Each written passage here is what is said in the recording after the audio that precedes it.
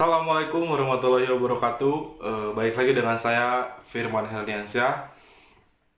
Oke, di video sekarang saya mau bahas mengatasi sembuh kumat, sembuh kumat, sembuh kumat. Ya terus saja kayak gitu ya. Karena apa? Karena banyak yang bilang juga enggak ya, banyak yang nanya gitu di WhatsApp, di Instagram, juga di YouTube ya. Katanya pernah pernah udah sembuh gitu, tapi eh apa kumat lagi gitu, terus ntar sembuh lagi, terus kumat lagi, terus sembuh lagi, terus kumat lagi. Nah, gimana sih cara mengatasi itu? Terus emang kayak gitu ya, sifat CNC itu datang pergi gitu. Oke, di sini saya mau bahas semuanya. Juga saya mau ngasih solusinya juga ya, tentang gimana caranya mengatasi yang udah sembuh terus kumat, sembuh terus kumat, sembuh terus kumat juga. Itu menurut pengalaman pribadi saya, menurut pengalaman pribadi, karena ya ini cara saya gitu keluar dari sembuh kumat itu kayak gini caranya gitu. Oke, ntar semuanya saya jelasin. Tapi sebelum ke pembahasan, oke, saya nanya kabar kamu gimana, terus selamat hari Minggu ya. Mudah-mudahan oke, hari ini kamu sehat, hari ini kamu apa ya, bugar, sehat jasmani rohani gitu ya. Terus mudah-mudahan di hari yang apa ya, hari Minggu ini kamu semangat gitu buat olahraga, buat beraktivitas. Terus yang kerja juga semangat, semoga dimurahkan rezekinya, semoga dilancarkan aktivitasnya. Terus apalagi ya? Ya pokoknya saya doain semoga kalian sehat, jasmani dan rohani juga, apa ya? Semoga dimurahkan rezekinya ya. Amin. Oke, di video sekarang saya mau ingetin dari awal ya, karena kalau di akhir-akhir takutnya nggak nonton sampai akhir gitu ya. Oke, kalau misalkan kamu suka video ini, kamu suka isi konten ini, boleh kamu like. Kalau enggak, boleh di dislike. Saya nggak maksa di sini, nggak ada keterpaksaan di sini. Saya pengen kita sama-sama nyaman. Karena apa? Karena pada intinya saya pengen kamu sembuh doang. Nggak ada hal apapun yang tujuan saya itu nggak ada apa ya, nggak ada maksud apapun. Saya pengen kalian sembuh. Oke, karena apa? Karena saya sama-sama ngerasain ya, dan saya alhamdulillah udah sembuh. Terus di sini saya mau apa ya, ceritain semua perjalanan saya waktu tahun kemarin ya, waktu itulah, waktu gelapnya waktu itu saya ceritain semuanya. Terus solusinya juga saya ceritain ya, biar apa, biar kamu sembuh intinya ya. Oke, terus juga makasih buat kamu yang udah nonton video ini dari awal sampai akhir. Terus makasih juga yang udah klik tombol subscribe-nya, makasih, makasih banget. Saya doain cemasnya besok sembuh. Tapi bukan berarti kamu nggak klik subscribe, nggak saya doain, nggak. Semuanya saya doain. Oke, semuanya saya doain. Semoga kamu cemas kamu hilang besok. Amin. Terus juga saya mau minta doanya, mudah-mudahan tahun ini saya lulus. Oke, karena saya lagi skripsi sekarang, cuman ya mudah-mudahan, pokoknya saya minta doanya ya. Saya minta doanya biar saya lulus tahun sekarang, karena udah bosan ngulang-ngulang mulu ya. Makasih buat doanya. Terus juga kita sama-sama berdoa buat wabah ini, semoga semuanya diberi kesehatan juga kesabaran ya. Semoga pas semua pasien sama dokternya diberi kesehatan, terus yang sakit diberi kesembuhan segera mungkin, amin ya. Karena ya udah lama ya, udah berapa bulan kita diam di rumah. Semoga semuanya kembali ke sedia kala ya. Terus juga semoga virus ini segera hilang gitu, udah jangan ada jejak lagi ya. Kita doain semuanya semoga sehat, terus diberi kelancaran juga dimurahkan rezekinya, amin. Oke, kembali ke pembahasan ya. Gimana cara mengatasi udah sembuh terus kumat, terus ntar sembuh lagi, terus ntar kumat lagi. Nah, gimana biar sembuh total? Oke, jadi yang pertama itu kamu cari tahu penyebabnya itu apa. Kalau pengalaman saya itu lingkungan, makanan, sama dadakan itu maksudnya nggak ada apapun, nggak ada pemicu apapun kamu kumat. Nah gitu ya, itu pengalaman saya, tiga: lingkungan, makanan, sama dadakan ya. Nah jadi buat lingkungan, contohnya kayak gini. Saya punya teman yang memang ngobrolnya itu tentang penyakit mulu. Terus dari situ saya suka ke trigger ya, suka, kalau kita kan masalah penyakit udah jauh ya, udah oke lah, kita itu rajanya googling, rajanya searching penyakit di Google, saya tahu ya. Nah, jadi temen-temen saya itu memang suka cerita tentang penyakit yang ngeri-ngeri, tapi dia kan nggak punya cemas nih. Jadi kalau misalkan mau cerita sampai dari A sampai Z itu dia nggak jadi masalah. Tapi saya sebagai pendengar itu suka ke trigger, akhirnya kumat di situ juga ya.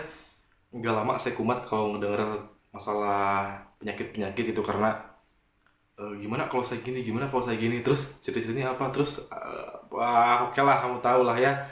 Nah, jadi kayak gitu ya, dari teman yang suka bilang-bilang apa ya, hal negatif tentang penyakit, bukan negatif juga sih buat orang yang sehat ya, karena kita berarti bukan kita nggak sehat ya, tapi kita kan punya kelebihan. Nah, jadi dengar penyakit itu oke, jadi ke trigger intinya ya.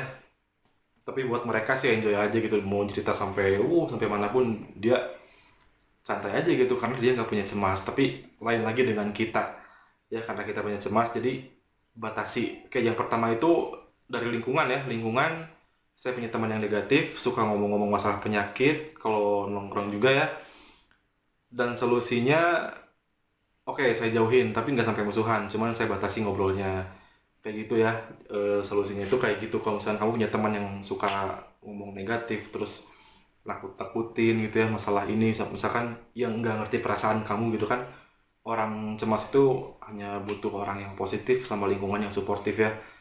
Nah, jadi kalau misalkan orang itu negatif, itu maksud negatif itu dalam artian kayak gini, dia itu suka nakut-nakutin gitu, padahal dia tahu saya punya cemas gitu, tapi cara menyikapi dia ke kita itu apa ya, mungkin dibilang salah sih, bisa jadi ya, karena ngomongnya itu kalau misalkan kita ada ke-trigger yang kerasa di badan dikit aja ya, terus bilang sama dia, saya sakit ini kira-kira kenapa ya. Nah, terus dia jawabnya itu, wah jangan-jangan jantung nih, terus jangan-jangan mati loh ini. Nah, itu orang yang negatif kan.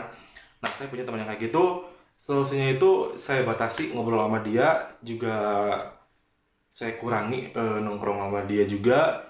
Terus ya pokoknya kalau ngobrol sewajarnya aja gitu, jangan sampai panjang lebar. Terus juga kalau ngobrol jangan berdua gitu, jangan berdua sama orang yang negatif ya. Usahain eh, apa ya, kumpulnya itu banyak kan tuh, jadi biar kalau misalkan dia yang negatif seorang tapi yang lain enggak gitu. Nah, jadi jangan berdua sama ngobrol sama orang negatif ya, ntar kamu bisa takutnya ke trigger gitu sama dia. Kayak jadi solusinya kamu batasi ngobrol sama dia, terus kurangi juga apa ya, ya intinya ketika kamu ngobrol sama dia itu dikurangin aja gitu pembahasannya, terus batasi juga obrolannya, maksudnya jangan lama-lama sama dia ngobrolnya gitu. Tapi bukan berarti sampai musuhan, enggak ya, itu salah salah, jangan sampai musuhan ya, jangan.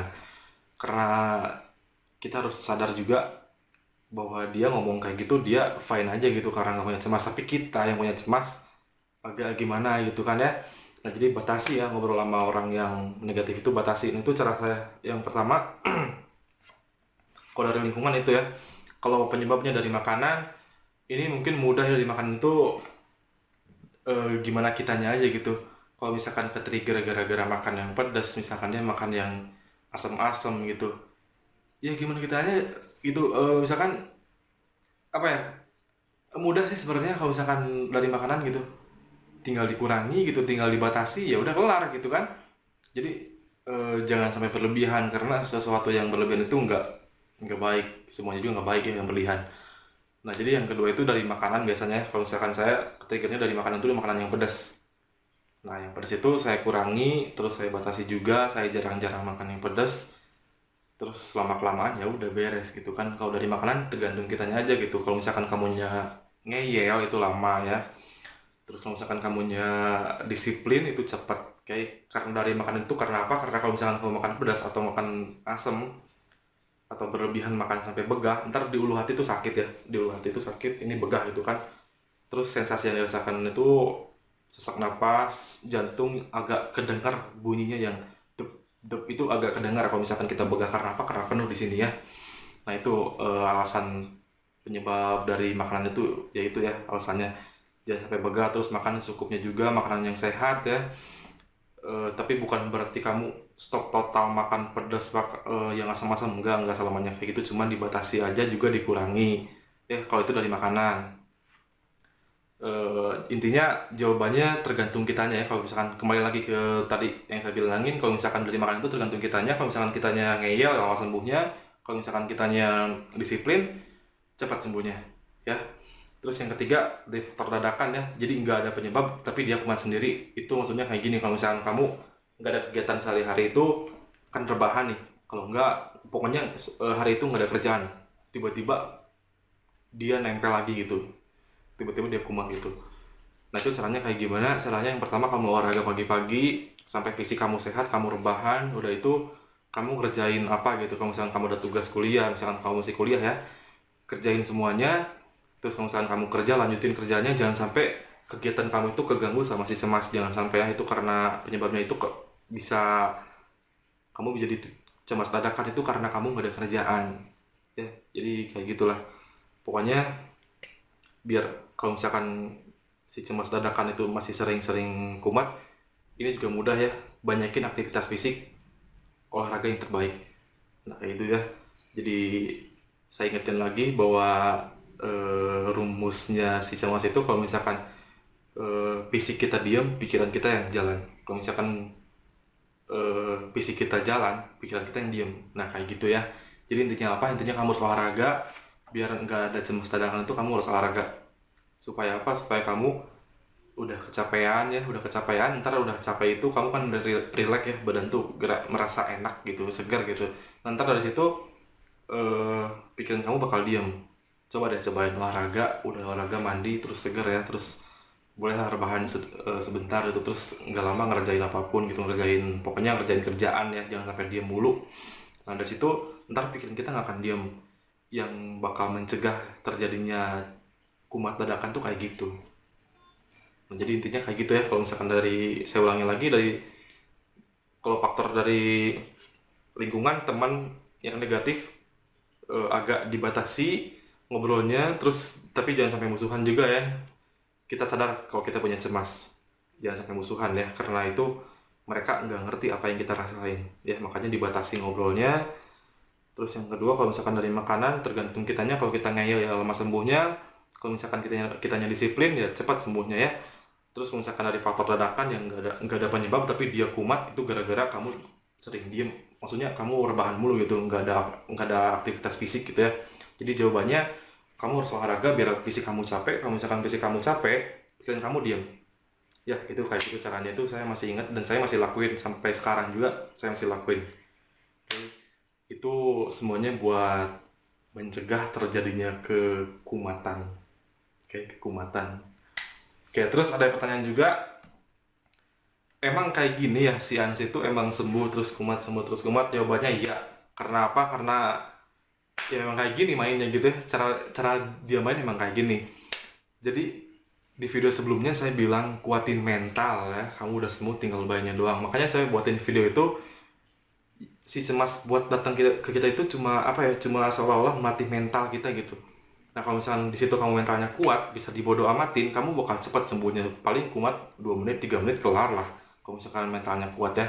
Makanya saya buatin video kuatin mental, jangan lebay gitu ya. Nah itu kalau misalkan kamu datang lagi si cemasnya dari tiga faktor menjawab itu, dari teman, makanan, sama dadakan itu, kalau mental kamu kuat ya bodo amat gitu mau ngobrol sama orang yang suka ngobrol negatif tentang penyakit gitu ya. Itu ketika kamu dengar terus ke trigger, terus kamu bodo amat, mental kamu kuat, itu kelar loh, nggak akan kumat terusan. Nah kayak gitu, makanya saya buatin video yang kuatin mental itu kayak gitu. Jadi inti dari semua ini, kamu harus kuatin mental. Oke, kuatin mental biar biar trigger-trigger dikit yang masuk itu nggak sampai berlarut-larut gitu, nggak sampai kayak gitu ya. Nah terus gimana cara kuatin mental? Ya, kamu tahu sendirilah, setiap orang beda-beda. Kuatin mental bisa dari cara olahraga, terus juga apa ya, bisa ada yang bisa ngobrol di cermin sama orangnya ya buat kuatin mental diri kita. Pokoknya setiap orang beda-beda. Kalau saya sih olahraga, sama apa ya, terapinya itu terapi, saya lupa ya. Pokoknya setiap hari ngobrol 5 menit sama orang itu, mental kita bakal makin kuat, itu menurut riset ya. Kalau nggak salah 5 menit deh setiap hari itu. Nah jadi setiap hari itu kita kan pasti ngobrol sama beberapa orang terus lama gitu ya.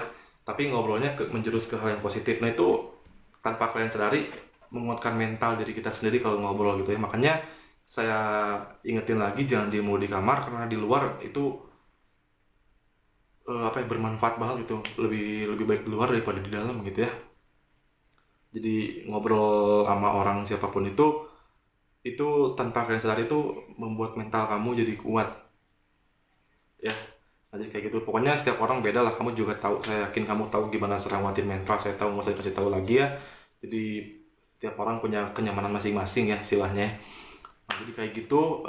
Terima kasih buat kamu yang udah nonton dari awal sampai akhir. Saya doain cepat saya besok sembuh ya. Terus kalau misalnya kamu suka, boleh klik like, kalau enggak boleh dislike, kalau bingung jangan, karena nggak ada keterpaksaan di sini. Saya pengen kita sama-sama nyaman, sama-sama sembuh ya. Terus kalau ada kesempatan kita boleh ketemu lah ya, tapi kamu yang ke Bandung. Oke, makasih. Assalamualaikum warahmatullahi wabarakatuh.